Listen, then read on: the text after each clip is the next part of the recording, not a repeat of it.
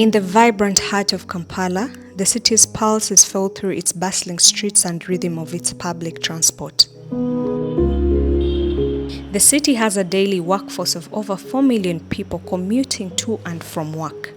An estimated 1.5 million residents travel primarily using the informal minibuses and the Boda motorbike taxis that lack set routes, schedules or standardized fares. Pick-up and drop-off points shift sporadically.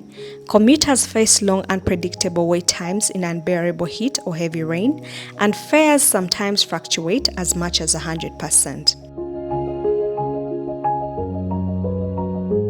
For years, the public transport system has been plagued by issues ranging from overcrowding, unreliable schedules, poor state of roads, old vehicles, limited access for vulnerable groups to safety concerns. Users grapple with inefficiency, disorder while city authorities struggle with reining in the chaos. The public transport situation continues to deteriorate, leaving many users frustrated and sometimes stranded. Boda-Bodas and minibus taxis continue to operate haphazardly with limited regulation, often ignoring traffic rules, designated routes and pickup points, not only causing inconveniences but also posing safety risks for passengers. Kwizera and Justin, market vendors, rely on public transport to sustain their livelihoods while highlighting accessibility, affordability, and safety concerns. I found Boda-Bodas cheaper on my side because they pick you from where you boarded them to the exact place where you're going.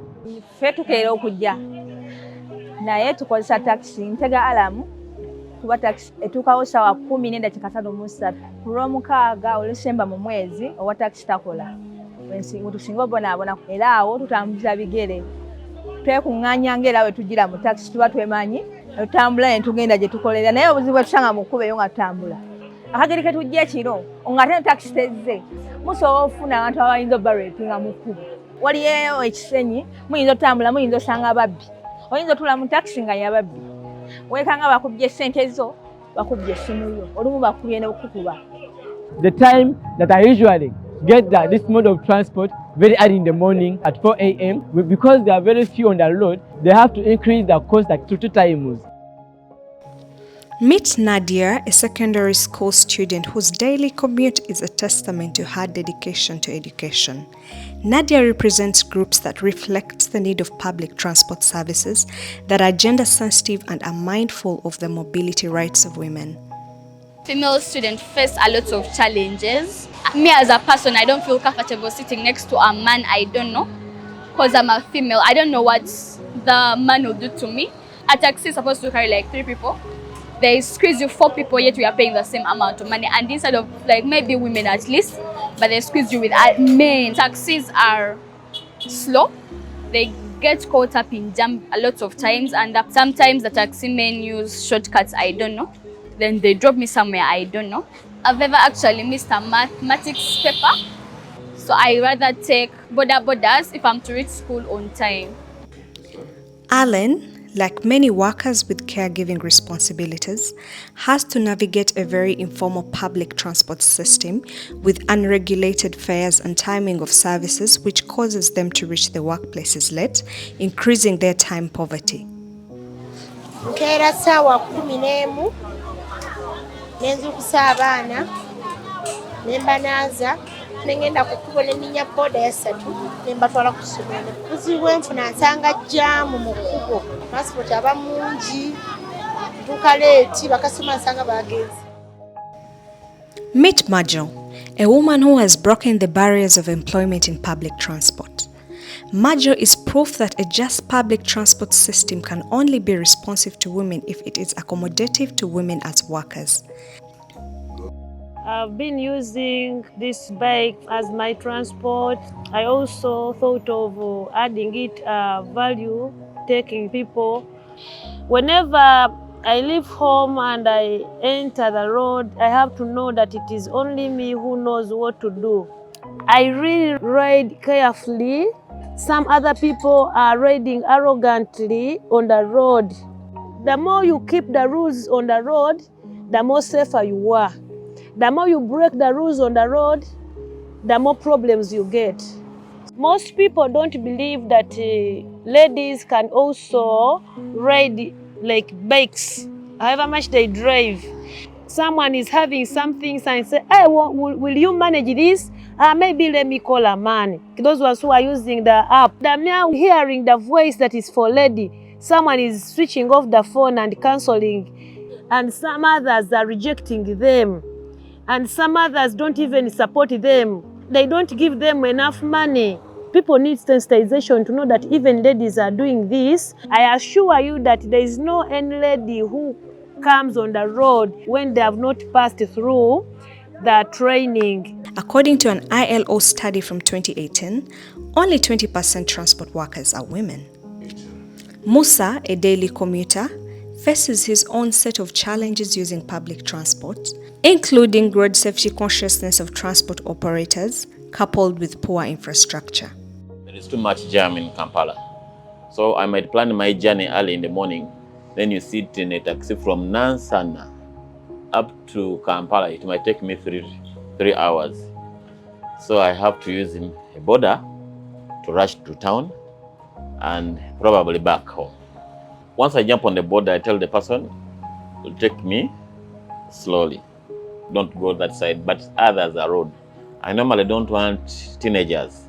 I want someone who is a bit mature and responsible. Maybe has a family. We have policemen on the roads, but their main focus is on vehicles. Yet, even motorbikes need to be checked. They don't have helmets, they don't have permits.